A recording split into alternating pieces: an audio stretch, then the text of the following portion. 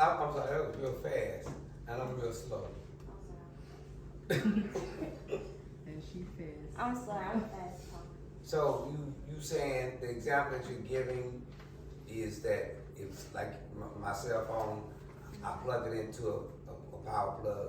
It powers up and it keeps going up. You keep getting fed. Like the phone don't die, it should go to the charger. Like for example, I used to be one, if my phone even hits 79, I'm gonna put it back in the charger because I feel like it's dead. So people will look at me, they'll just laugh like, your phone is on 79, like it's not even dead. I'll be like, to me it's dead. Like what are you talking about? But if I don't connect it, the phone gonna keep going down like from 60 to 50. It's like it's not getting powered up, it's not getting any juice. But once I reconnect it, it starts going back up, it starts getting more power, starts getting more juice, it starts feeding again. Why do you do that? And in consideration, because you're talking tonight, you're teaching about remaining connected. I'm sorry, that may not be word for word, but remaining connected. For you say when you start feeling some kind of way when your phone gets to 79, and as you said, many of your friends and most people would say, it's a little odd because most people wait till their phone gets to pretty close to 0. But you start feeling some kind of way when your phone gets to 79%, you ready to go and hook it back up. Is there any spiritual lesson in that? The spiritual lesson is, I mean, based on just upon your, if I can call it paranoia, because paranoia is like, I don't want it to die. Even at, you're thinking about death on the phone at 79. Not 50%, not 35%, but at 79%, it just seems a little strange. So, is that the same kind of sense or way that you have when it comes to being connected to God? yes, because even when we feel like our juice is going down, like we could feel spiritually dead when we're being disconnected from God because of the conviction that hits. So we should be scared so our power, we don't die. So we should want to stay up with Jesus. We should want to be connected to Him so we don't die. 100% connected. But see, so that's a very interesting metaphor, example that you give, because in my mind, I'm thinking to myself, phones are designed, because many of them tout battery life 10 hours. Some people say 24 hours, and the goal is to be able to run your phone as long as possible without you having to recharge it. But, so that suggests that the phone is independent. Is there a problem with me being independent? Like a phone is independent when it's disconnected from the battery. It's still strong enough to operate, it's still strong enough to function, it's still strong enough to give service. So why can't I, in a sense, do my thing until it gets dangerous? Because it's like you're abandoning God. Like we need to depend on God. He's our dependent. So we need Him. Like a phone needs us. Without us, the phone would just like wither away. We need the phone to be connected. The phone needs us. So we need Jesus. So our battery don't die. We shouldn't be independent. We should be dependent on Jesus. I'll say the true vine. If you just say, I am the true vine, because you could be connected, but not with the right vine. So it's the true vine. I'm looking at it, kind of reference to what you're saying. If you hook it to the wrong source, you're gonna die also. So how is that? Does that have any kind of spiritual thing that we can learn from it when you say the true vine? Because I think that's a very good point. The true vine. So in my mind, let me give you an example of what I'm talking about. I'm one that likes to save money. I don't like to, some of my kids or family members or most people will say I'm cheap. But I find myself financially responsible. That's what I like to say. I'm financially responsible.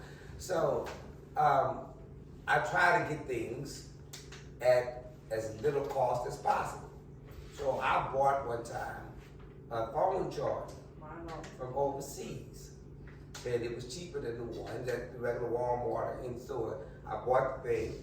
I hooked it up to the appropriate plug, and I plugged my phone into it. It said, that's how it makes me to say it's charging. So I laid my phone there on the bed. I went to sleep. So when I woke up in the next morning, I took it off. I put my phone in my pocket and went out about my day. And then I realized I wasn't getting any texts and any calls or nothing like that. Well, so I decided to kind of check my phone to see who had texted me. And then my phone said dead. Yeah. But I knew I had hooked it up to a new charger. And I had left it out all night long charging on the phone. And then I learned a very important lesson. You can't just use any old charger. You can't even in the charger. I'm a big Apple guy. Apple will not let you hook anything to his appliances and stuff. You have to have the right source hooked to an Apple. So what might be, I'm just kind of interested in what might be if, when you say the true vine, and you identify the true vine as being Jesus, then what might be substitute vines that we connect our phones/lives to? Small GODs, Ooh. our family, money, jobs, anything you put before God at any point in your life. Yeah. Exactly what I'm- But they seem to be pretty powerful. Girlfriend, Although they boyfriend, might continue to husband, have wife. some type of connection and some type of power, they don't have the true vine power. Form of knowledge. So is there a problem with me mixing charge? What's the problem? Why can't I use an overseas card? Sometimes. Why can't It's not I? designed to sustain. It's not, a lot of things we substitute in our life for God. It's not sustainable. It gives a temporary. It gives But a I feel temporary- something, David. I it be gives feeling a something. temporary- I be feeling something, you know. And when I was dating and she looked nice, I be feeling something. Yeah, but that's just it's temporary. It's Temporary. temporary. It's powerful though. If you allow it to be. I don't know what you mean by that.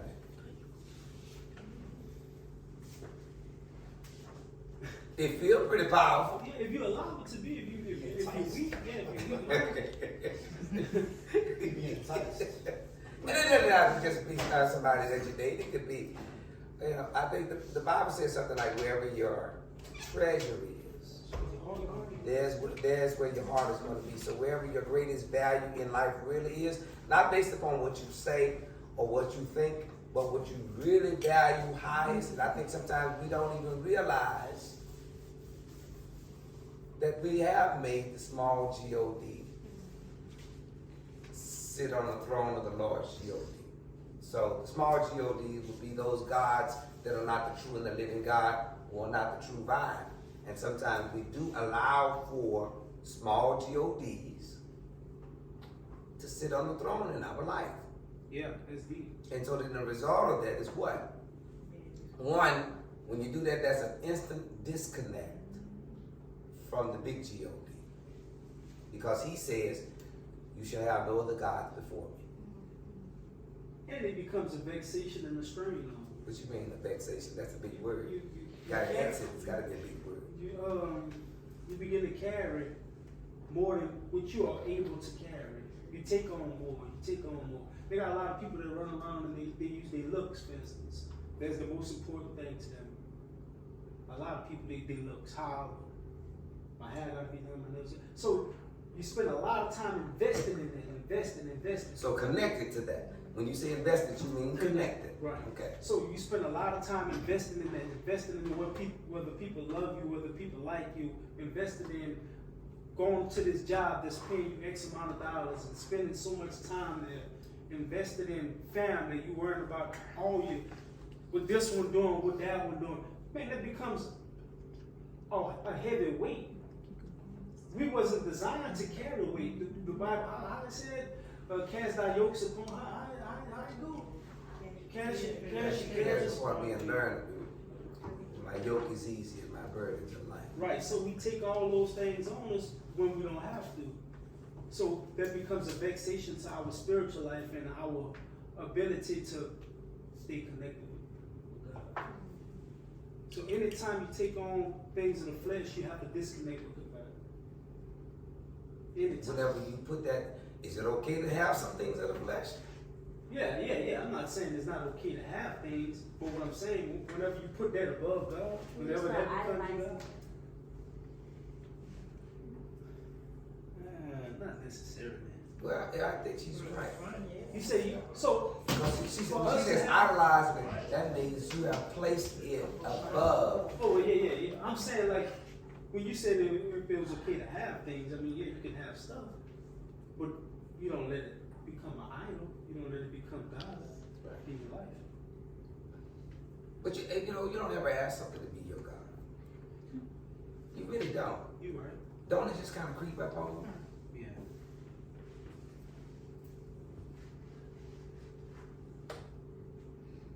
You asked some questions. Oh, by the way, if y'all feel like y'all got a question or comment, just jump into the flow. I'm like, I don't attend this church, but I come to support her because she asked. And, Thank you for coming. Thanks, Timothy. you're welcome. And I love youth Bible studies. I You don't do see that too often. So I love to support, you know, and I think y'all doing a great job at what y'all doing.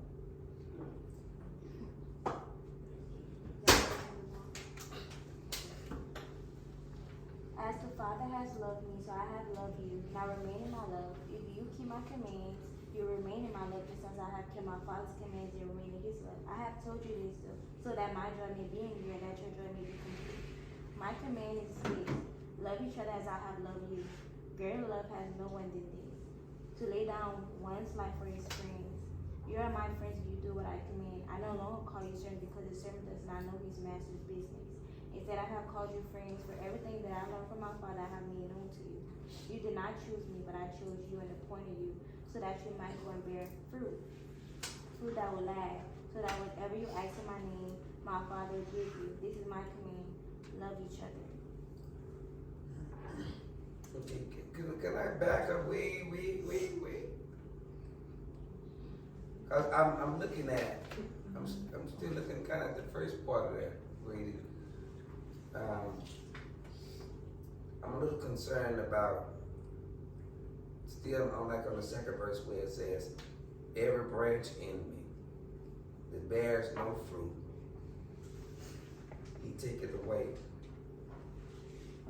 And then every branch that bears fruit, he purges it,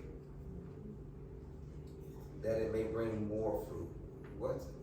That's kind of concerning to me. So if I can be a branch, I can be connected to him, and if I'm not bearing fruit, he gonna break me off. You Wait, become how useless. does it work? I'm sorry? You become useless to him, because it's like, if you're not remaining with me and I can't purge you, then what are you here for? Like, what can I even use you for? But if you remain in him and he can purge you, like, I can use you, like, I can use this body, but if he can't, like, you're useless, you're just withering away. So any branch that is connected to God, how can a branch that is connected to God? Through Jesus.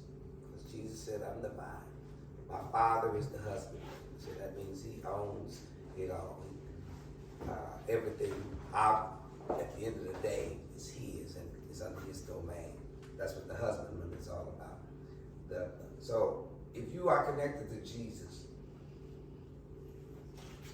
how can you not bear fruit? It says, every branch in me that bears not fruit. Every branch in me. Every branch in me, being the vine, that beareth not fruit, he taketh away. He, in my mind, interpretation, is the husband. So every branch connected to me that is not producing fruit, God takes it away.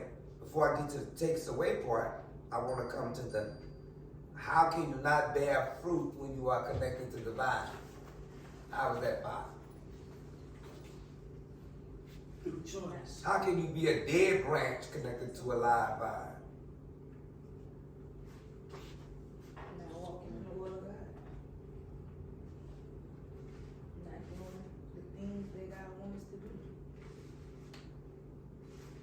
living the way he wants us to live. You got a lot of people that accept Jesus as So let's think of disconnected. let's try to connect it because it's being used as the illustration of being here is like a plant or a tree. So that maybe if we think about what happens with the real vine and the branch coming off the vine in nature, what can cause a branch from the vine to end up not bearing fruit? It's not getting any sunlight, Whoa. if it's not getting any rain. You're not reflecting Christ at all. You don't have any characteristics of Christ. You are pretty much just. You're in disobedience. So when you say Your get no sunlight, that tells me in the physical sense you're in a dark place. When you tell me no nutrients, you're telling me that for some reason you are connected, but something is blocking the natural flow of nutrition to that particular branch. So something, or in the case of our lives, it could be something, it could be someone, it could be some situation, but something is blocking us from getting the right nutrients that are necessary for us to thrive. And then there's something else that could happen. You say the darkness. I will even throw in sometimes some plants, some branches become diseased. And so disease can cause a branch to become sickly, dry, and unproductive. So spiritually, I'm wondering, you say darkness, you say lack of nutrition, And deceitfulness. and deceitfulness. So help me, can anybody talk to me and tell me what that might be in real life? Because that all sounds good for nature, but I want to know what that could be symbolically in real life. So in Matthew, Jesus gave a parable of the fig tree. He went to a fig tree, had all the leaves on it. Fig tree refused to bear any fruit. He cursed the tree because of his deceitfulness. Was possibly one reason why he cursed the fig tree. So the deceitfulness would be in my own personal life. I come to church. I seem to be a well-rounded person, but I'm not bearing any fruit. I'm not doing the will. I'm not doing his will. I'm not spreading his gospel, which we are commanded to do once we become a part of the family. My lifestyle is not living up to par on what I'm saying. How I'm supposed to be living. I'm not producing fruit. So how can you be connected to something, a true connection? How can you have a true connection to the divine and not produce fruit? That's almost like going to work and not getting paid. That's a slap in the face. So you bring me to an interesting point that I remember that I was growing, at one point I was growing one watermelon plant. And the watermelon plants have vines that go out, way out there. This watermelon plant produced one watermelon. And that watermelon was beginning to grow. And my expectations was that this was gonna be, it might have been just one plant with all these vines, but I was gonna have at least one watermelon from this plant.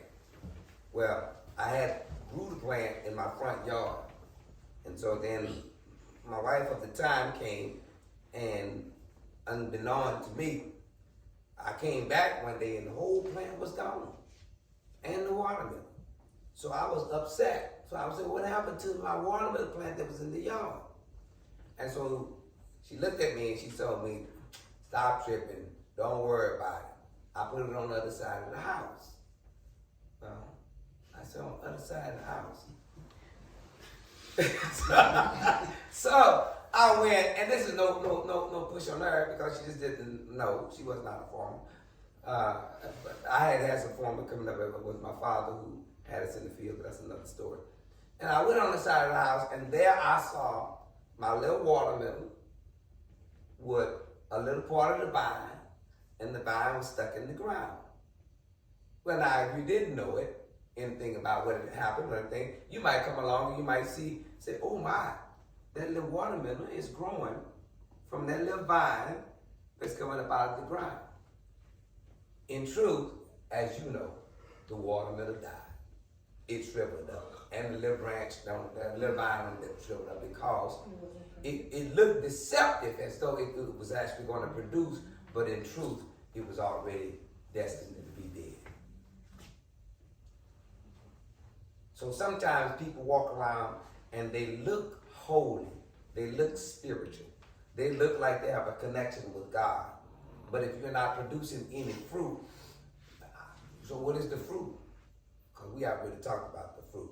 But if you're not producing any fruit, if your life with the Lord is not producing any fruit, then that's a sign right there that you are really being deceptive. Dark places, having no sunshine. What would dark places be symbolic of in our life? Depression. So, anybody know anything about depression? Raise your hand. Okay, good enough. How does depression rob you of your fruit? Get you in a place where you don't even want to be connected to the vine. What you mean? What?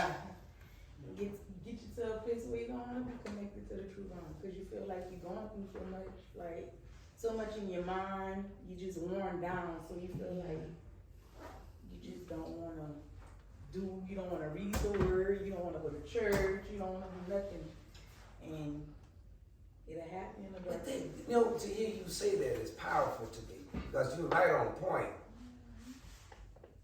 But it's just so crazy that that point is so true. That depression pulls you away from the source of your joy. I would dare to venture to say you can't even be connected. If you're depressed, you're not even connected. You're not connected. No. You have no spiritual. You have no spiritual nourishment. But I think one of the things that she said is powerful to me in that regards too. Even with that being true, she said you would be at a point at times, depending on how dark the depression is, when you don't even have the desire to be reconnected. Right. Explain that to me, because I believe we all can understand it, but I want to hear somebody say it. What that mean? That you don't even have it. You're so depressed, you don't have even the desire to become reconnected to that, which fights the depression. I think sometimes you can be in such a dark place in your life that you don't even care to be alive. Yeah, you don't even want to live. Like dead. So,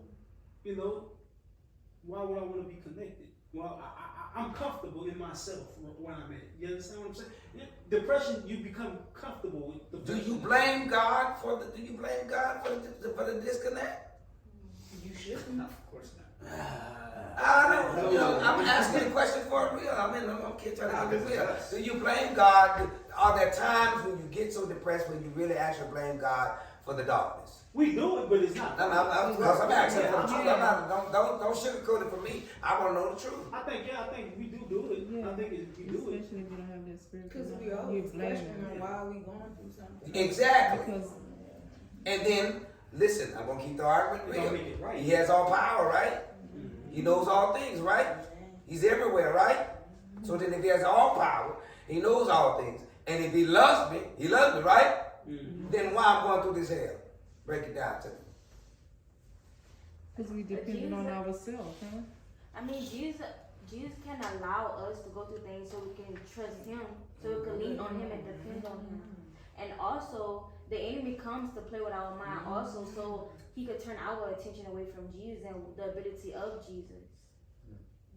Like sometimes the enemy have us believing like, you really believe God is there for you, and God allowed him to play with our mind, like, but do you trust Did me? you just say God allowed him to play with my mind? God God allows the enemy to play with my mind? God allowed the devil to take That's over. Why would God allow the enemy to play with my mind? Okay, To see. all right. Now I gotta talk. I gotta talk. Chloe. I had watched this video on TikTok, and I don't know too much about the story of Job, but she was saying Job went through a lot or whatever, and she said basically that God was trying to prove a point to the devil that Job was a loyal servant, so he made the devil do in it and everything to Job, ripped Job out of everything.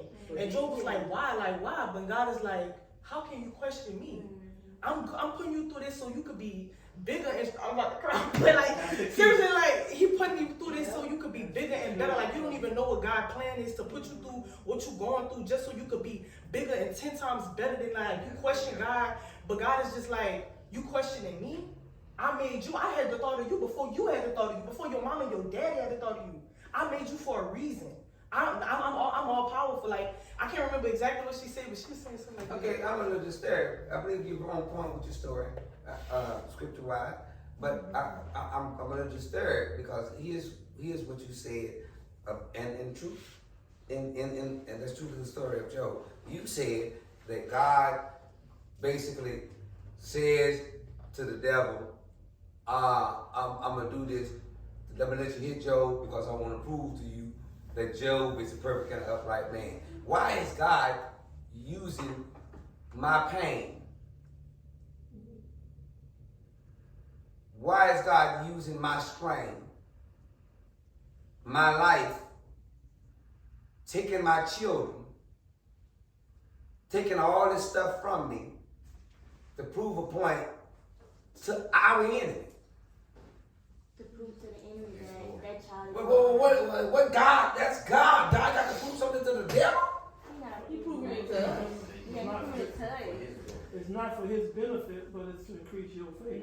See, It's listen. not for the devil, it's for you. So that was where I was going with it. In my mind, the reason why God does what he does is for us to be able to identify him.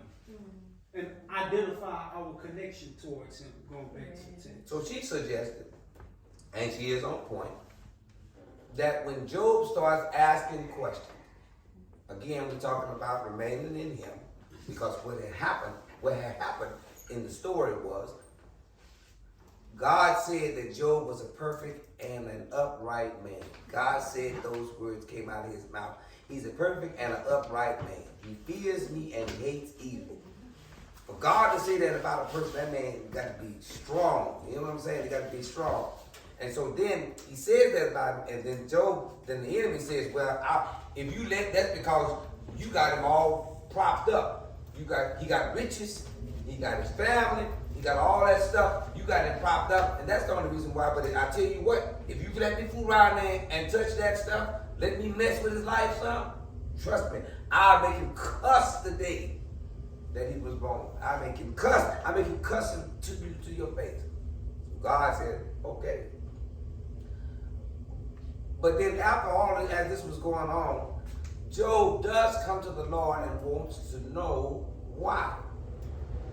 God says to him, basically, if you want to put an attitude with it, who are you that I should counsel with you?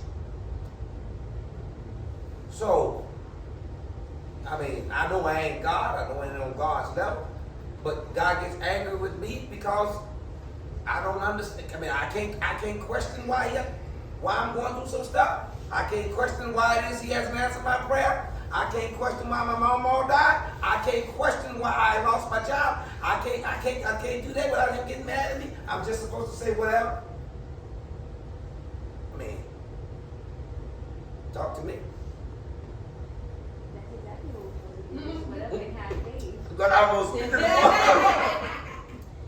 I'm supposed to just lay there and basically have no questions.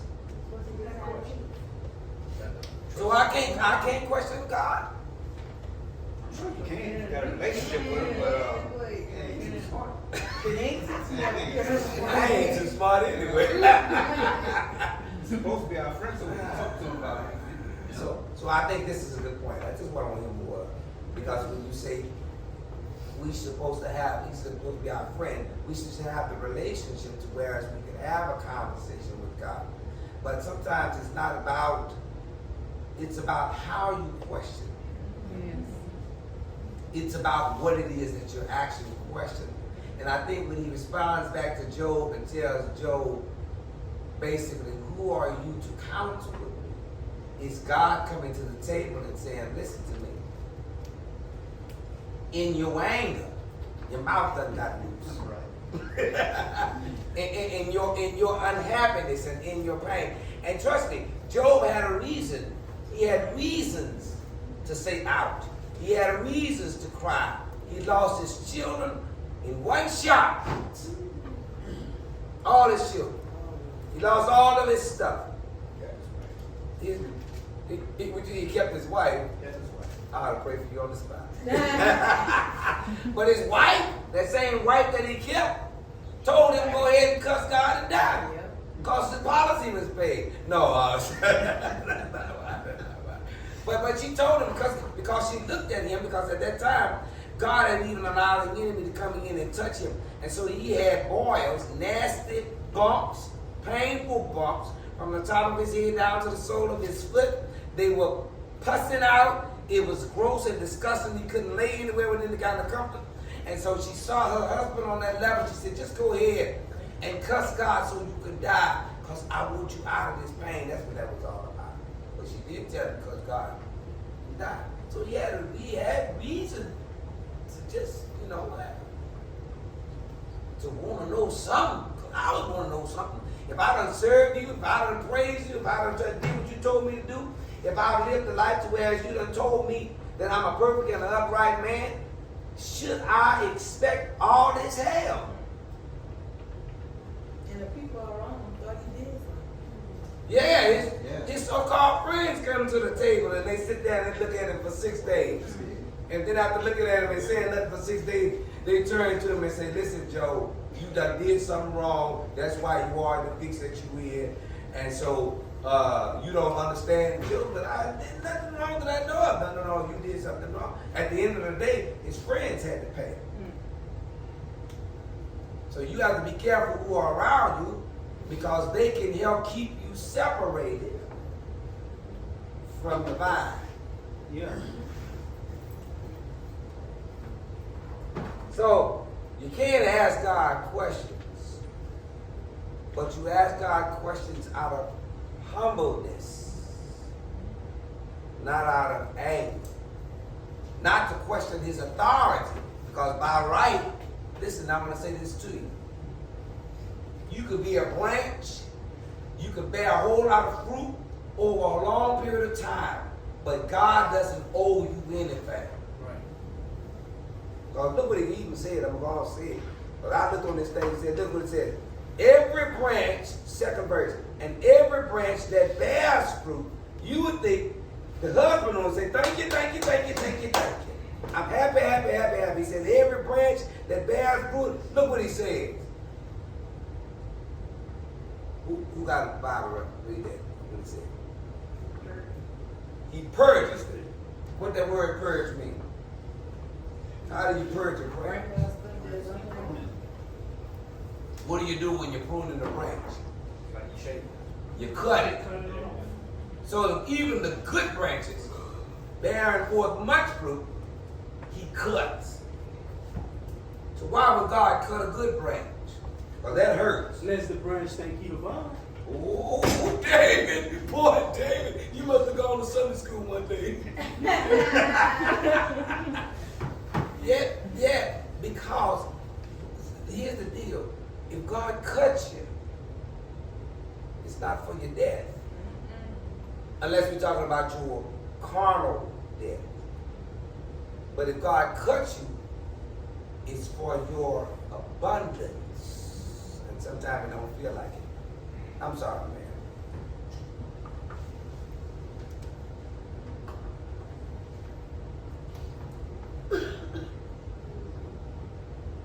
I stopped at the 7th verse.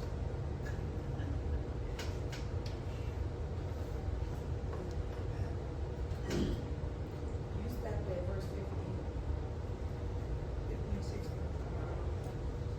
Real quick, say that is God's ultimate purpose. What? For our purpose is to bear Is the fruit audio in our life. The audio on? Like you said, we can't get out of certain situations because we They don't say they see can't it hear. now.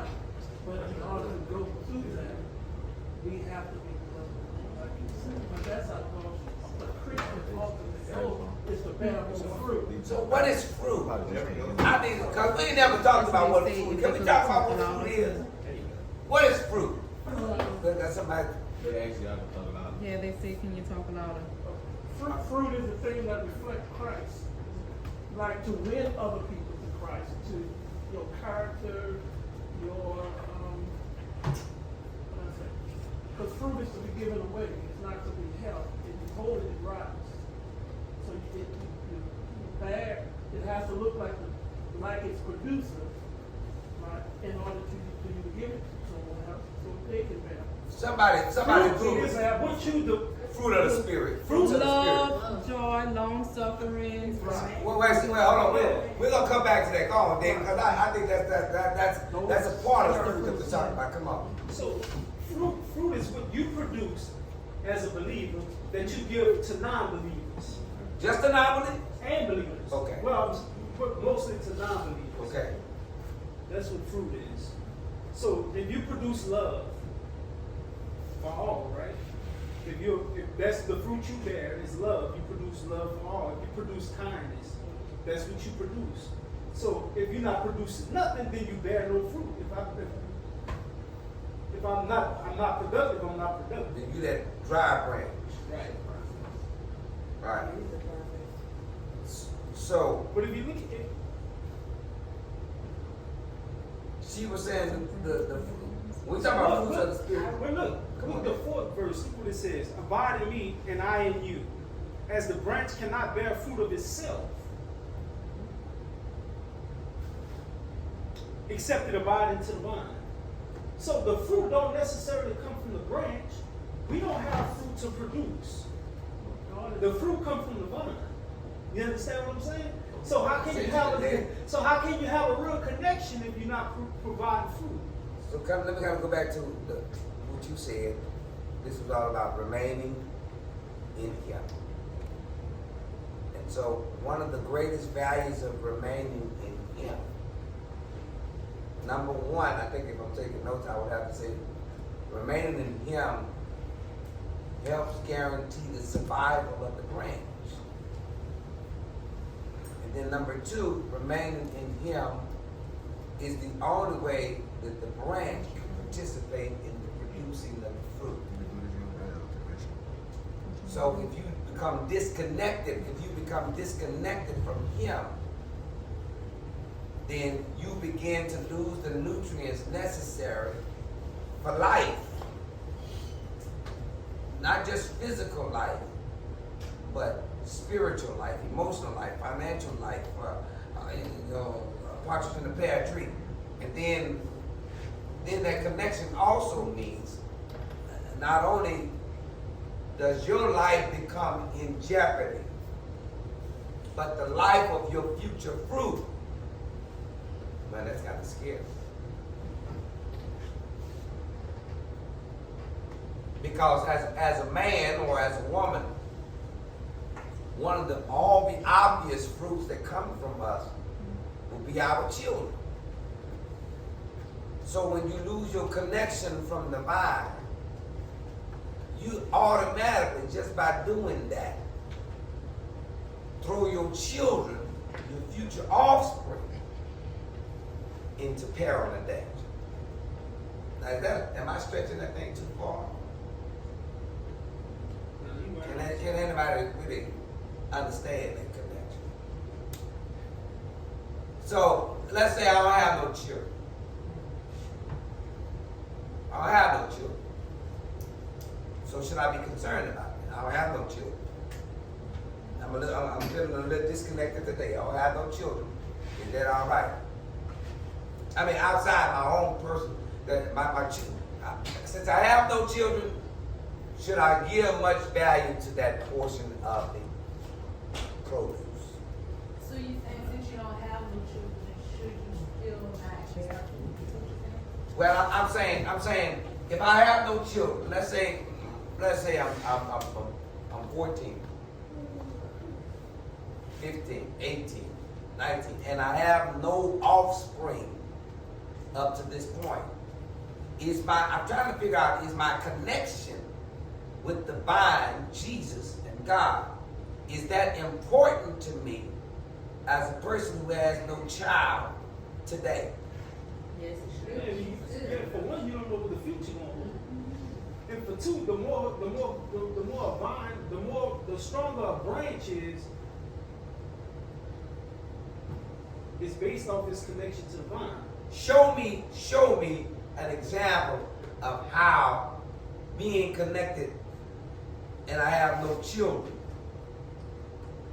affects my children that I may have. What? Show me how. Like you and Mama.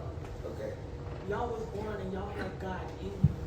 So with us growing up, you make sure we have God in us so we can be saved, so we can one day, you know, when you die, you already know where you're going. My mama died, y'all know where y'all going. Me, I don't know. You know what I'm saying? Like you set me up to where I could be in a position to say, oh, I'm going to heaven. I'm going with God. I'm going with God. So basically, for us to have God in us right now, as not being, having no kids, even as just being friends, like I have friends that I could talk about God with. Just having God in me now as a 19-year-old, I can still bring that around the people. But what if you don't have any children, so you fit my question. You have no children. Why is your connection? Show me how your connection with God today could very well severely affect your kids someday. That's easy because everything you do today sets you up for your future, which is your kids' future. Okay. Is that serious though? It is. Yes. It is. Your service and how you treat other people, how you treat other kids, don't have to be yours. It's those things, you reap what you sow. Because How you treat, because you're here for service, for other people. everything that you do right now affects everything that you do tomorrow. On some level, everything that you do right now affects, on some level, everything that you do tomorrow. So there's an old movie that said, if you build it, they will come. Whatever you build today, something gonna come to live in it tomorrow. If you build the mentality that it's okay for me to run pillar to post, to have different guys and different girls, to use different drugs, to throw myself here or throw myself there, all of those things at the end of the day, they are building something for something to dwell in. And you gotta expect the harvest. You're sowing seeds is what you're doing. Yeah, Everything you do, that's good. It's That's a good. seed sow. Everything. Every lie you tell, that's a seed you're sowing. And you gotta expect the harvest from your seed. It's just what it is. Everything you sow, you gotta expect the harvest. Whether it's bad or good. What's her name? I'm sorry. Some people call her Karma.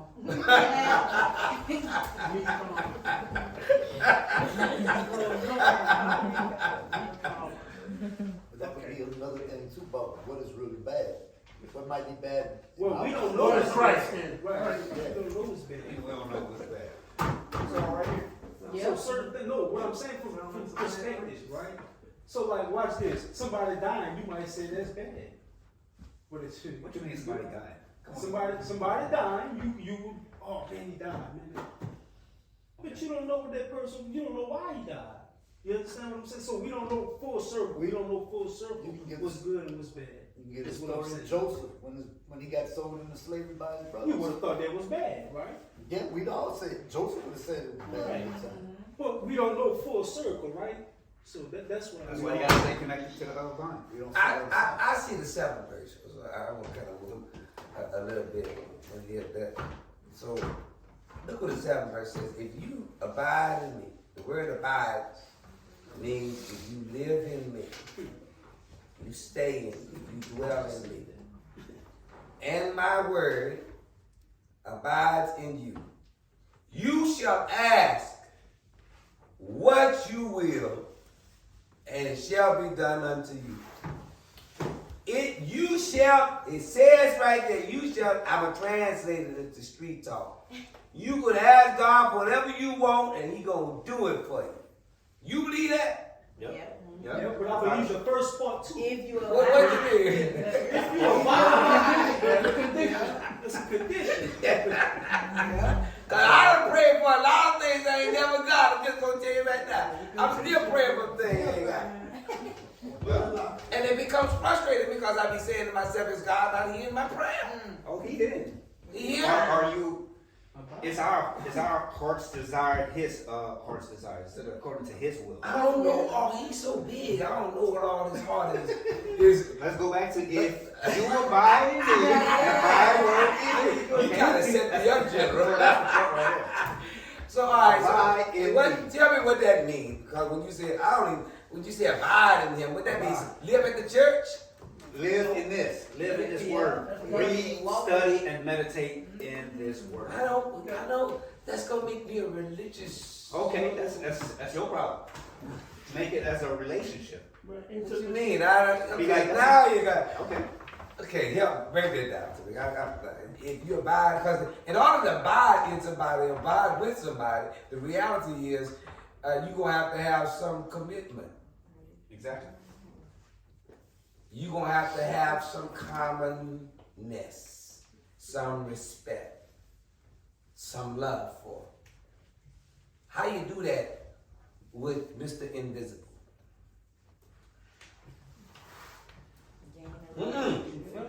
Hold on. Through faith.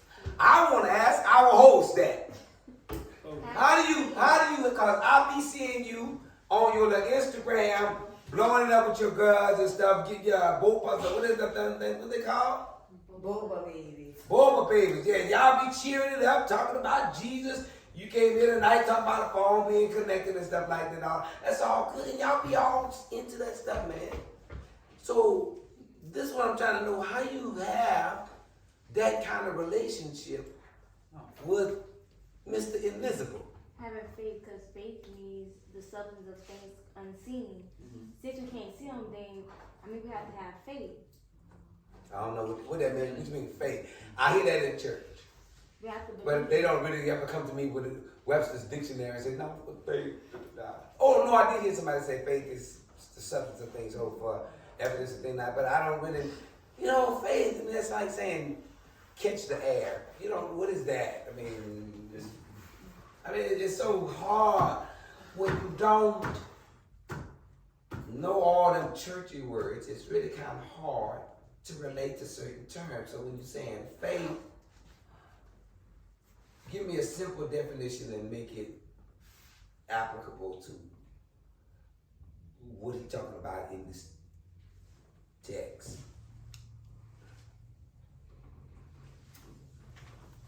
Y'all can help out because you're looking at me like I just spoke Spanish. It's I believe you need a God encounter. You need a what? A God encounter. A real God encounter. It ain't gotta come through struggles or Is that like a life and death? What's that? Is that like a life and death experience? Like, It can be. Oh, it was for me. One part. So watch this. Let's look at anybody in there had a life encounter with that he talking about, whatever kind of thing he talking about? Anybody ever had that? Oh no. yeah, I know. Not necessarily life and death, but he's saying you need to have a God Watch this. encounter. That's like, and suddenly they were in the fields by night, and lo, the angels of the Lord came. Is that what he's talking about? No, he mean this. A stepping stone, like something that life changing. I had something. I answered it. a building, like building And then blocks. also you should have. I had something just like the thing with me. I went against it, and it changed my whole life. So not all y'all know my life story. You know my life story. Well, my son, you too. You heard my witness. I had something that happened growing up in Chicago, and I had a voice. Yeah, I was in the game. There was a voice telling me to do something, and I went against it. And in the end, I was in the game. I'm trying to put it as smooth as I could. Doing what gang people do. Well, what gangs do. Gang I bang. end up with a gang murder. So that night, something kept telling me, I had stopped believing in God, and something was telling me, it was me and a friend of mine, and we was out there hunting. Honey, that's what y'all was hunting, deer, antelope. I'm not gonna say which we were gang hunting. And Oh, that's what y'all was yeah, looking we were for. gang hunting, and my friend went to go get the gun, and something was telling me to take the car and come back in the morning. And it was strong. It was powerful. It wasn't like I'm talking right now, but it was like something was just flowing. And all through here, throughout my entire body. I mean, it just And you take went the on, car. you went on and come back drugs. in You the went on morning. drugs at the time. It was on all kind of stuff. But something was telling me But to you take never the drug car influence. and come back in the morning. I mean, it was powerful. I looked up in the sky like, where that's coming from? You know, it was a voice. I didn't know what it was. But in the end, like I said, I went against him. One of my best buddies, he come downstairs, we went out and, well, gang member, Somebody got killed. yeah, gang member bit the dust. And it changed my whole life. And I did 11 years in prison. And man, you know, I couldn't have did all that stuff. I didn't believe in God. And, Okay, so let me pause. You grew up believing in God? when I was a little kid, I believed in God. But as I grew older, I only believed what was in front of me. So you was somewhere around the vine, and then you just got disconnected from the vine. Didn't know what the vine was anymore. All I knew was what was in front of me, and I dealt with that. So I'm kind of wondering, when you become disconnected from what you've learned and what you believed, where do you go? There you go. To the Go to the world. world. The world is a general term. I'm just saying, what do you? Go deep and deep and. Because if you don't have something that you believe in, who do you become? Many people can criticize me and they can say, "Oh, you just a pastor," or "Oh, you just a church man," or "You just in the Bible," and all that kind of thing. You can criticize me and you can say those things, and those things are true on a certain level. But my question is, if you're not standing on this, what is that you're standing on? Because you're going to stand on something. You're going to believe, even if it's nothing other than the survival of the fittest. Or I got to make the example for myself. So you standing on your own strength. You're standing on your own mind.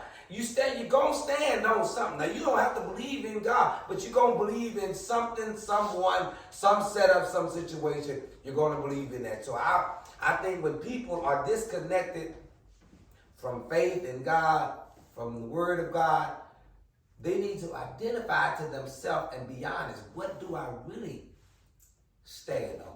Where am I really connected to? And is what I'm connected to, is it truly valid?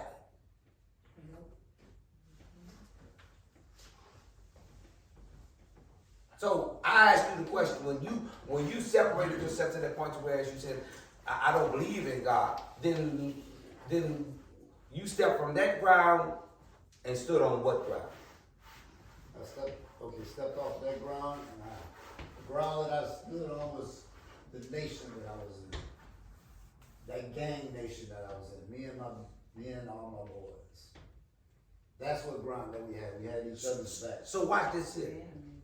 Not only are you going to step on some ground and stand on some ground, but as independent as we think we are, we're going to follow some rules. We're going to follow some rules. The question is, what ground you going to stand on, and what are the rules you're going to follow? Because if you go from the church, from your upbringing, and you standing in the ground on with your gang, you have rules in the gang. Yeah. Code of silence, dead before design.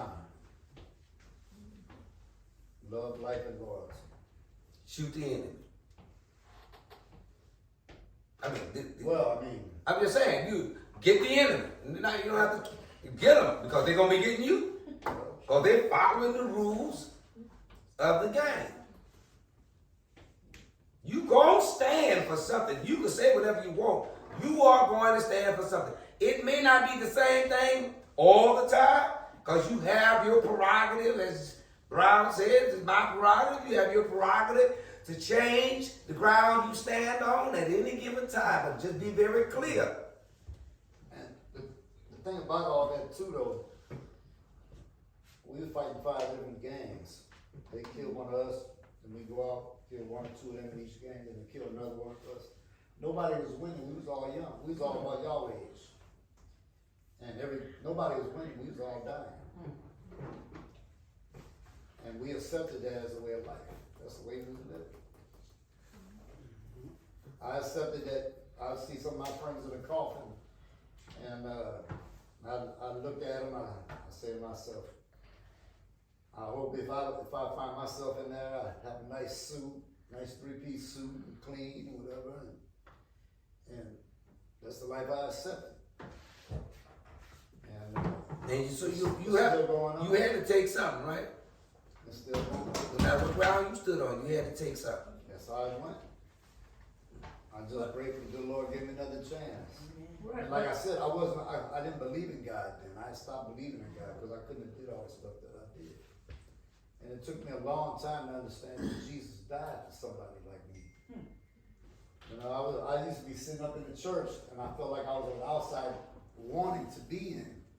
But how could God love somebody like me with all the stuff I did? And I guess that's how the enemy had me, thinking that. How do you get to that point then? But I mean, just get to be that. Well, you feel like God doesn't love you. Well, what happened? Huh? How do you get to that point? Well, I had stopped believing in God. So just the fact that you rejected him, in your mind, meaning he should have rejected you. God. Hold on. Oh. I need to ask that question again. When you get to the point where you feel like God should reject you, because based upon the fact that you have rejected him, is that a correct fact or is that a feeling? Because there is a difference between a fact and a feeling. Sometimes I feel like a nut, sometimes I don't. Sometimes I sound educated and smart, and other days I'm dumb and ignorant. Well, today I know it was a feeling, but at the time, I just took it as a fact. Because the fact was you walked away. The fact was you walked away from God. So here comes the consequences for doing it. Yeah. It may be a slow when he pruned you. They say burn, but it's not burning. God takes his reward for you. You get consequences over and over. Then you get to a place where you get spiritually lost from him and suffer all the consequences. Consequences that comes with being disconnected from God. You don't no longer have a relationship with him. You don't no longer have an intimacy with him. They say all the time, how can you have a relationship with God? Like he just said, you gotta have a daily relationship with him. But if you don't have a daily relationship with him, you tend to go far from him. And sometimes you get too far out. When you get so far from him, you feel like you're so low down. Dave, you can shake hands with the devil. let's talk. God is holy, right? He's holy. You can't go to heaven and be unholy, right? That's right. You can't, because even the Bible says you can't have dark and light in the same place. Okay, no fellowship between light and darkness. So, if God represents holiness, light, and good, if I know I'm dirty, not only do I just feel dirty, because sometimes you're not as dirty as you feel. I need that to sink in. Sometimes you're not as dirty as you feel. And sometimes you're not as dirty as you look. But in truth, if you are dirty as you look, isn't there time where God in his holiness can't love that? I'm gonna go back to my host. Between you and the host, I need y'all to answer that. Yeah, there's never a time. There's never a time where you. Okay, but you don't know some of the things that I've done. It don't matter. All have sinned. Yeah, but all have not done the same thing. No sin is greater than love. Maybe not. Maybe not. Jesus said this: if you broke one, you broke them all. So,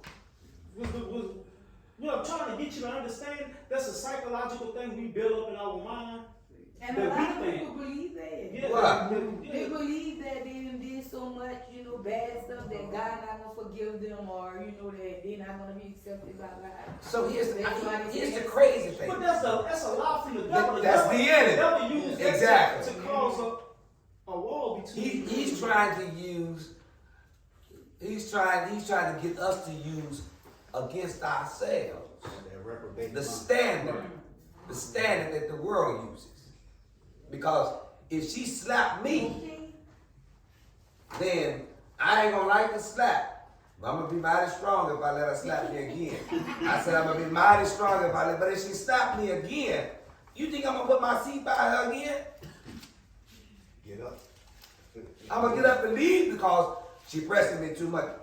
Don't get no ideas over that. I prayed today, but not all day. Anyway, but my point becomes, you get to the point if you allow the enemy to write that into your spirit. I'm just too dirty to be loved by God who's holy. I'm so disconnected from him. I haven't been in tune with him. I've done some things that basically I just looked him in the face and said, yeah, you did all this for me, but blank you. So I'm on low. So I'm feeling crusted, nasty. But that's why Romans 12:2. What that say? Be ye transformed by the renewing of your mind Amen. daily. Yep. Be not conformed to this world, but be ye transformed by the renewing of your mind, that you can prove what is good. So that's why, because of things like that, tactics from the devil. Oh, you ain't worthy. You this. Maybe I depression. all that. Maybe I That's don't. all Maybe I mind don't. games. Maybe I don't want him to love me. Maybe I don't want him to love me. Maybe I don't want to be back with him because I feel as though with all this hate burning in me, he can't trust me. But watch this, Doc. Going back to the connection thing. That's what causes the disconnect. Self. Self causes the disconnect. You saying I severed the car? Yeah. Self causes the disconnect from God. You know why I severed the car? I'm gonna tell you why I severed the car.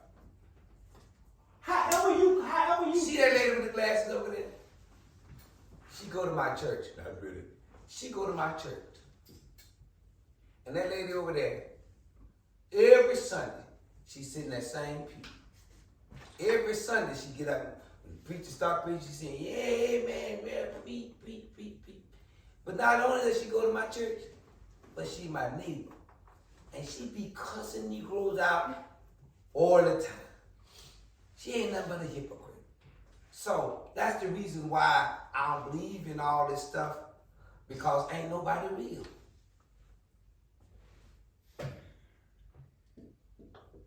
And so why abide in a place, in a church, where people are just really fake? General, I'll let you answer that question. Sometimes you just gotta be the light in the darkness. Ooh, what you said? Just gotta be the light in the darkness. And not do that, you gotta work out your own food. What you say, ma'am? There you You go. gotta work out your own food. You are to be accountable for your own life, for your own heart, for your own doing. I can't put off my separation from the vine on somebody else's pain that they brought in my life. Hey man, let's be honest. The church ain't here for holy. What? The church ain't here for people. The church is for people that's sick. It's like a hospital. That ain't for people that got it all figured out. That lady over there ain't sick. I heard that lady quote scripture from her heart. But you don't know what But you she's saying going that through. she's sick? You saying she's sick? We all is. We all got sin in our life. What? Sin, yeah. My mama been saved for years, boy. Play with me. I bet you if you call her right now, she gonna tell you she ain't perfect. Step out the building, baby. I bet you if you call her right now.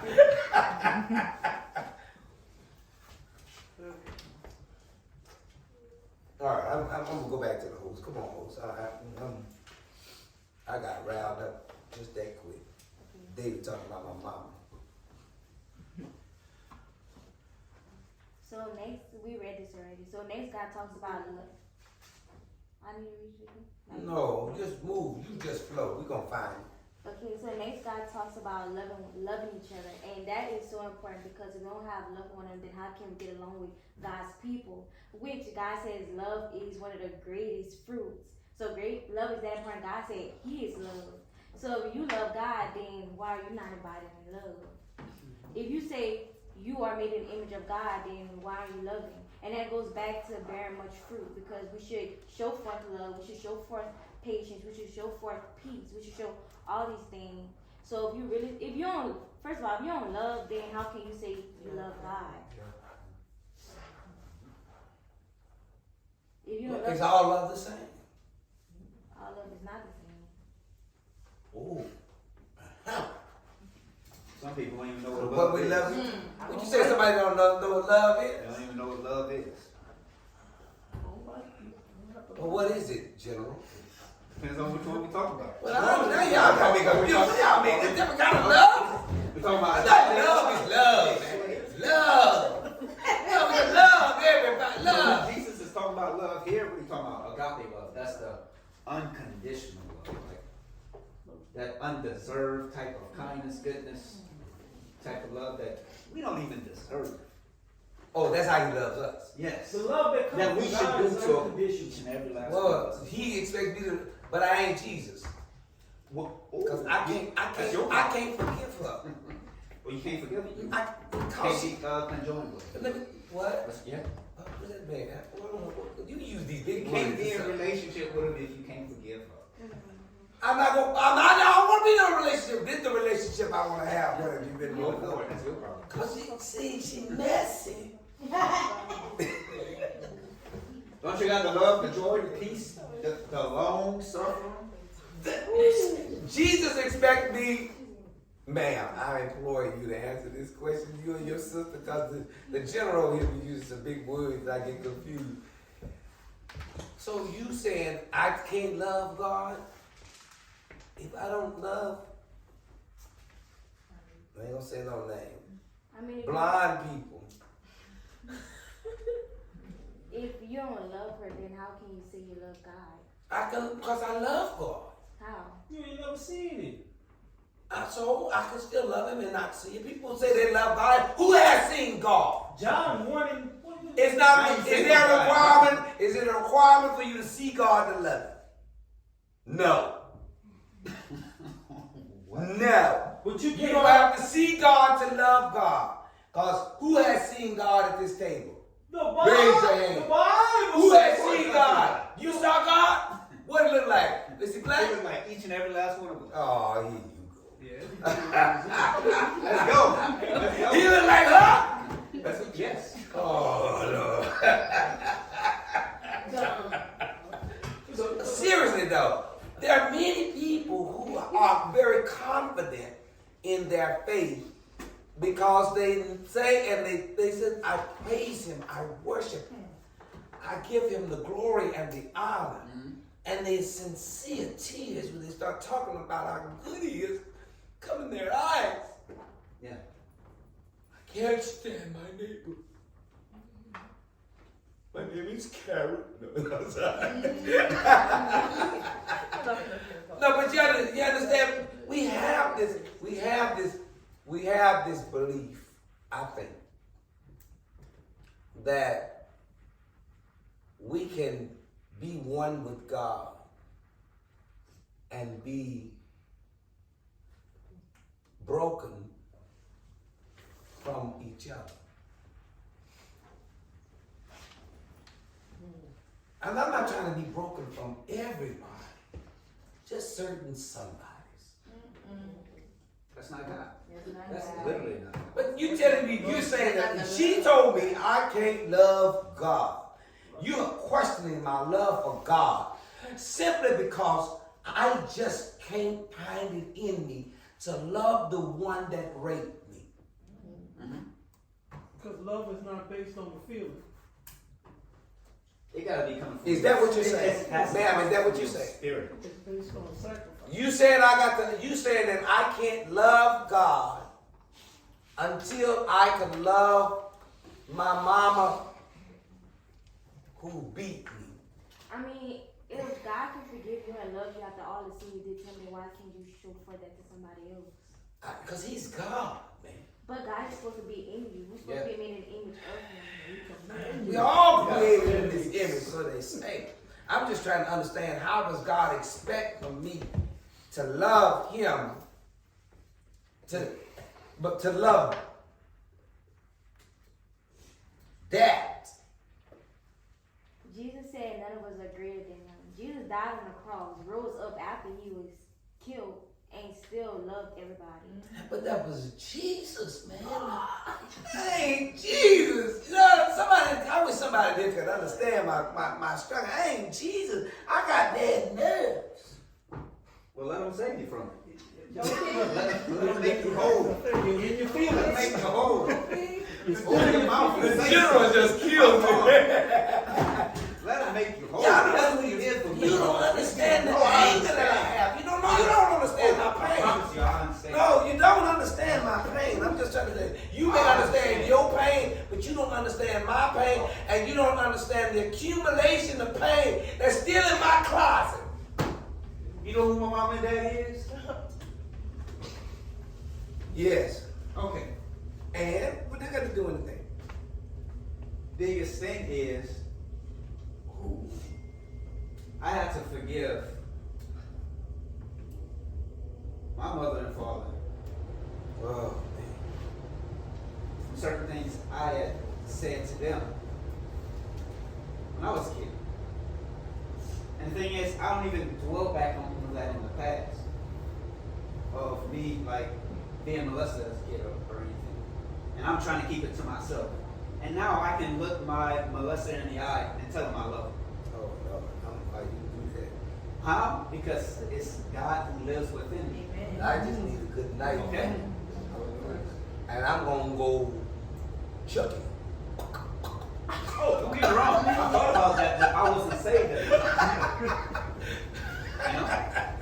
How do you do it? How do I do it? Yeah, please somebody help me. Continually How do you having God encounters. God, Read, study, and meditate on His Word. Literally. And listen, what a lot of people don't understand. Literally. God is love. And love is, God is unconditional. Everybody want to have a condition when it comes to love. Everybody want to have a condition. Well, I'm gonna only love you this. I'm gonna only love to this extent. Man, that's not even love. I don't even use the. I try really hard not to even use that word, because a lot of times we speak it in vain. Because when all the chips on the table, when it's you or me, you understand what I'm saying? No greater love than a man to lay down his life for a friend. How many people walking around here ready to die for their friends? None. Y'all looking at that. You got the camera out. But that's what I mean. We use that word and we try to be that. We can't love on our own. What you what? I can't love on my own. No, you gotta be connected to the mind to be able to love. You can't love on your own. And look, the people that they got some people in here that's clicked up. But watch this. You think in 20 years come back and the same people you think you was willing to die for and willing to ride and die for, when you get a family, you ain't willing to ride and die for the people like you was 10, 20 years ago.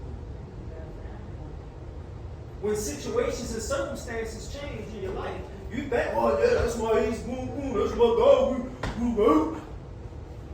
In 10 years, see if you're willing to die for that person. Real talk. I love my brothers. Real talk. The 16th verse says, "You have not chosen me. I chose you. And ordained you that you should go and bring forth fruit, and that your fruit should remain, that whatsoever you should ask of the Father in my name, He may give it to you. He may give it to you."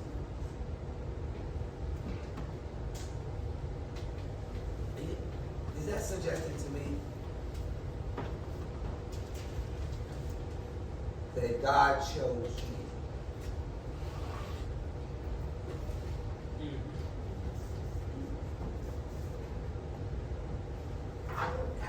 would God choose somebody like me? Full of faithlessness, disobedience, anger, pain, meanness, sometimes ignorant, selfish. God choose somebody like me to invest in for future fruit. Why would he do that? It don't make sense because I've never throw money at swine.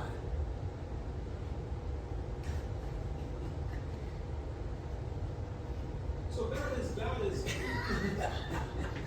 Why you laughing, Jenna? I be scared. I don't even know if I want to ask you. You gonna give me the, you should have a God encounter. Oh man. David, you were talking about, sorry. Why would he choose me? Why would he choose that girl right there? Because Why would he choose her? his choice is not based off of right now.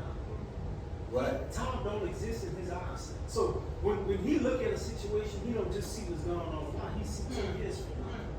He see 20 years from now. He see the impact that you gonna have. He see every situation, every encounter that you gonna have.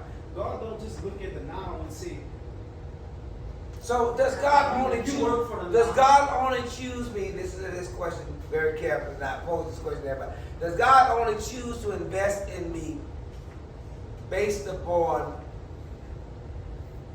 positive fruit? nope. No. Oh, definitely. Why? Because bad fruit got a purpose too. Whoa! What do you mean bad fruit? Not a purpose. Bad fruit got a purpose too. All things work together for the good. All right then. I heard that. He said all the word God.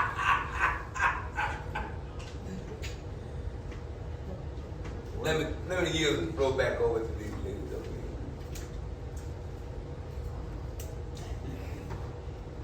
Good.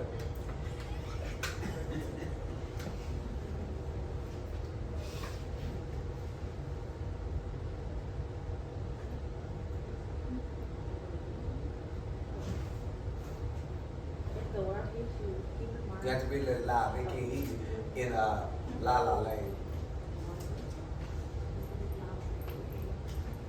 If the world hates you, keep in mind that it hated me first. If you belong to the world, it will love you as its own. As it is, you do not belong to the world, but I have chosen you out of the world. That is why the world hates you. Remember what I told you, a servant is not greater than his master. They have persecuted me, they will persecute you also. If they obey my teaching, they will obey yours also. They will treat you this way because of my name, for they do not know the one who sent me. If I had not come and spoken to them, they would not be guilty of sin. But now they have no excuse for their sin. Whosoever hates me hates my Father as well. If I had not done among them the works no one else did, they would not be guilty of sin. As it is, they have seen, and yet they have hated both me and my Father. But this is to fulfill what is written in their law. They hate me without me.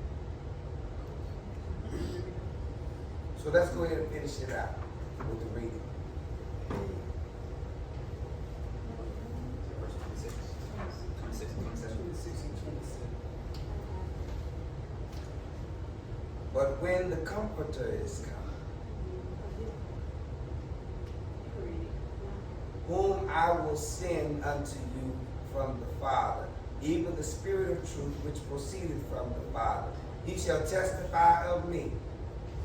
Ye also shall bear witness, because ye have been with me from the beginning.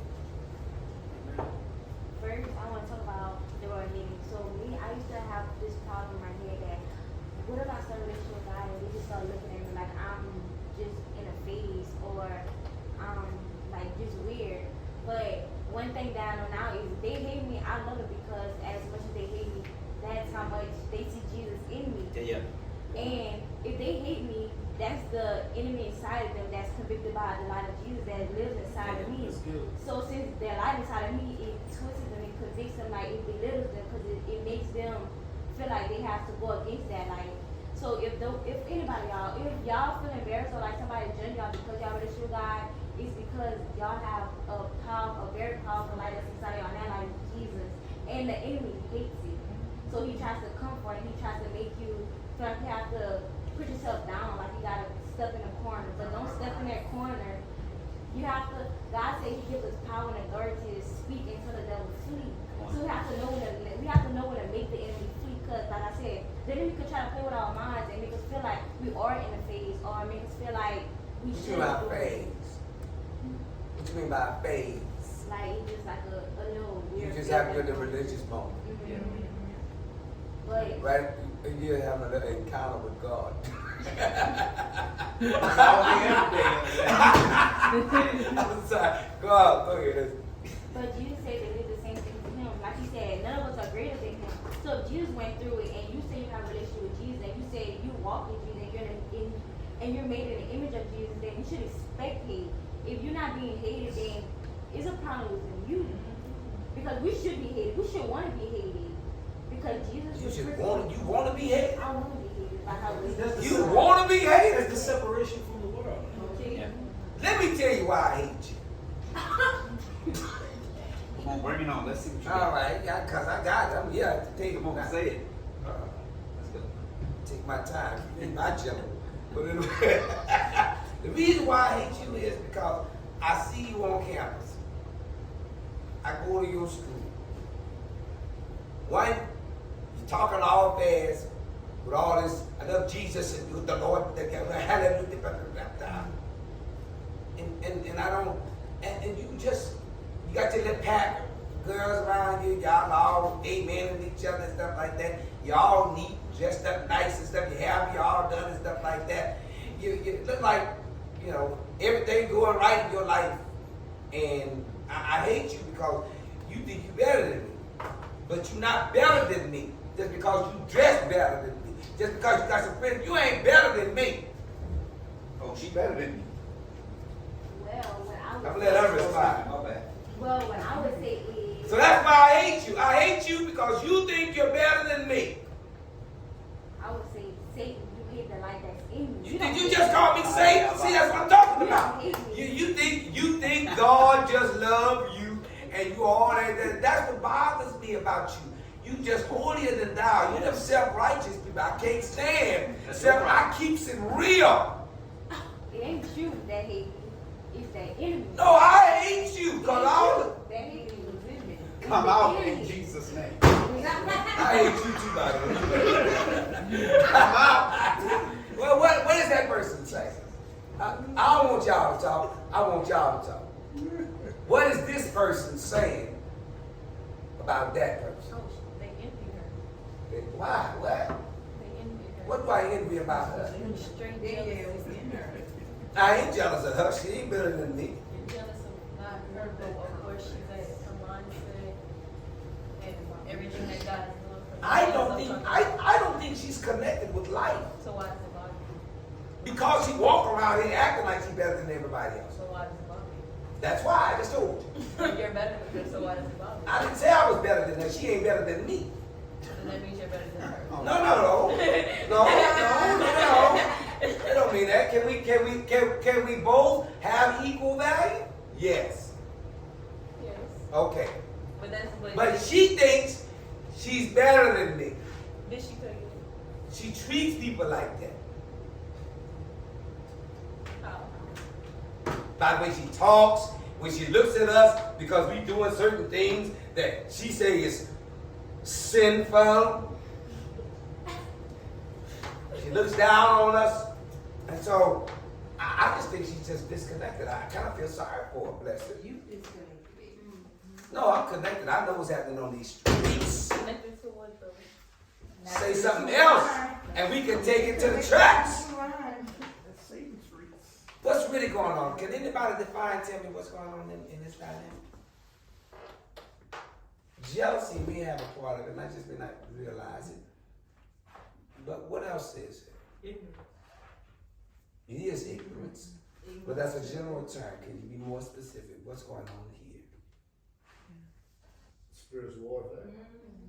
There is a spiritual warfare. Is That's too deep. Can anybody give it to me more clear? Part of the world system. Relationship. She don't have a relationship Re- with God. re- re- Why she feel like that? Sinners don't have the same relationship with God as saints do. But sinners and saints coexist in the world. God's expectation from the saint is what?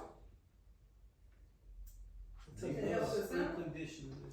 To love unconditionally, be long-suffering, patient. But you want to know, here's a part I think that many of us don't get, especially when we have been mature with the Lord long enough to be separated from the streets. You hear what I'm saying? We could be very connected with God on a certain level and disconnected from the streets. And so, what good is that? I want her to be, I'm not saying that she isn't in real life, but I want her to be the kind of person who is transparent enough to be able to look at even the one who considers them the lowest sinner and say, baby, stop looking up at me. Because we both need to be looking up at God. Because I ain't better than you. As a matter of fact, wherever I am has been by grace, favor, and mercy, which came from Him. So I ain't better than you. And if you remove that grace and mercy from me, wherever you are, I could be even further down than that. Had it not for Him being on my side. So, and the same God that got me wherever I am, I'm not here to define it because I'm not that smart. But wherever God that got me to this place, He wants to get you here and above, or wherever that is. He wants you to your heights. So I want saved people to be relatable to those people who are not saved, and I want people who are not saved to realize that saved people aren't saved on their own merits. They're not where they are because they were just so strong, so good. In fact, to be honest with you, many saved people that we see as being so high, if we knew the truth, I'm going to say it again, if we knew the truth, sinners would feel more comfortable hanging around because they'll know that they ain't all that we think they are. I don't care what position they serve in the church, pastor, pew member, usher, whatever. The reality of it is, people who are really saved and really have a relationship with God, they ain't walking around trying to get people to see them as being holy. They want people to understand the person who makes people holy, and they know it ain't them.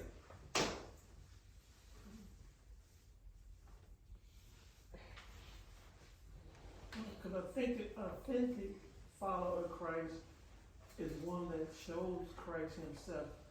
A lot of us are secret agents of Christ. We don't want anybody to know we say. You know, we go around people, you can't tell the difference from who we see. Even though Because we blend way too well. We enjoy it too. Right, we don't want people to know, you know. Yeah. But I think the follow Christ is visible. It's a visible follow Christ. You can't get around it. Because the fruit ought to be popping out. Yeah. In the world, but not of the world. All right.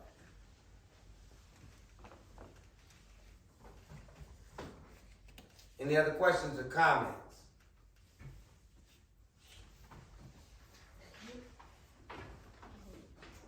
Closing statement coming from the girls about tonight's lesson. Okay, for tonight's lesson, I just want everybody to remember to stay connected to the vine. Do not be disconnected from the vine, because if you're disconnected from the vine, you, like in the Bible says, you will wither away. So So stay connected to that vine, continue on bearing fruit. Don't keep the fruit to yourself. Make sure y'all go out and show forth his word.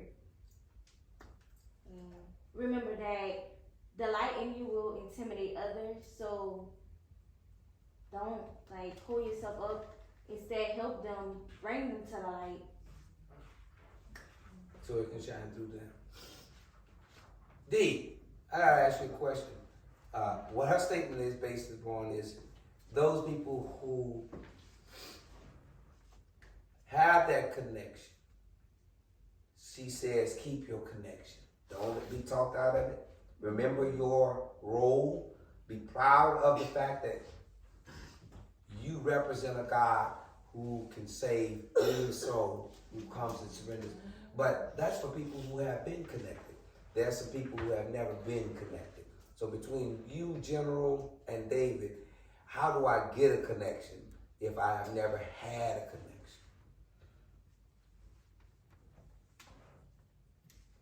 I shouldn't even ask General. What in the world I was thinking? How do I get a connection if I've never had a connection? Because up until then, everything just seemed to be a church religious stuff. First, I think you have to understand that you need a connection. So you have to realize that you need You have to realize yourself that you can't save yourself. Okay. Believe in your heart, confess with thy mouth that Jesus Christ died and rose for your sins. So there's God the Father, and then Jesus the Son. And Jesus the Son serves what? In regards to helping me get connected. The bridge from death to life. With the, I make that put it into terms. So Jesus came to do, he came to do what? And he did what when he came? He came to save and be the redemption. He came to be the redemption story. So number one, Jesus comes to show us that it's possible to live as the Father has commanded. And then number two, he reminds us that everything that we felt and go through, he too was subjected to that. And then he's offers himself up as a sacrifice to pay for the wages of sin, which is death. And then he also is resurrected on the third day. It goes back to the Father. Then the Holy Spirit is what? Our comfort, our God and comfort. That God doesn't give us his discernment. It is that presence of God that is available to us every day to give us clarity and comfort and direction. Clarity means all day, every day. All right. So how to make all that blend in to get that connection? And how will I know that I have that connection? Because nobody's taught me this. Like I said, the first thing you have to do is understand that and believe there's something that you want. If you're not convinced in your mind and in your heart that there's something you want, then that's where you gotta start. So that means you have to realize, number one, that you need to be saved. That means you've done something that separates you from God. You've been disobedient on something. That's what they call sin. That's what we call sin. And then to be forgiven for that sin, you have to ask for that forgiveness as you speak with the Lord. And then you have to believe that Jesus is that which forgives us. His death, his blood. And then you have to say and commit yourself to following him. Be baptized. And then live according to his word. That's how you get. So how would you know that you've done those things?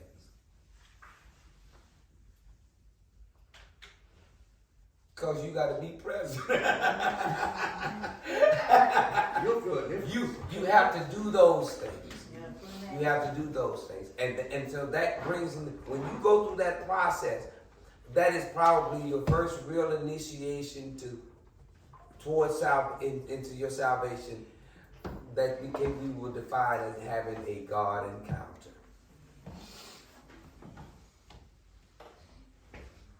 Any other questions? And how you become stay connected? You have to stay connected. So what's that? What is To that? the vine, because your purpose is to produce more fruit. Keep living as the Lord teaches and guides. Check intimacy, And keep relationship. the relationship going. Well, how you keep the relationship going? Just like you keep the relationship going with people. You got to keep the communications, not just as a monologue, meaning you just praying to God, but as a dialogue, meaning you also listening to what God That's has. where that meditation part comes in. Not once a week, not once a month. But daily. Daily encounters. We said Romans 12:2. That's it, daily encounters.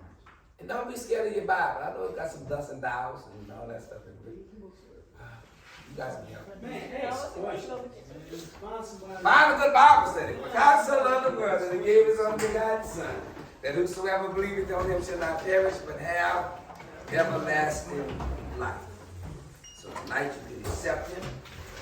You dedicate your life to United by Christian Experience. These are the invitations for the church.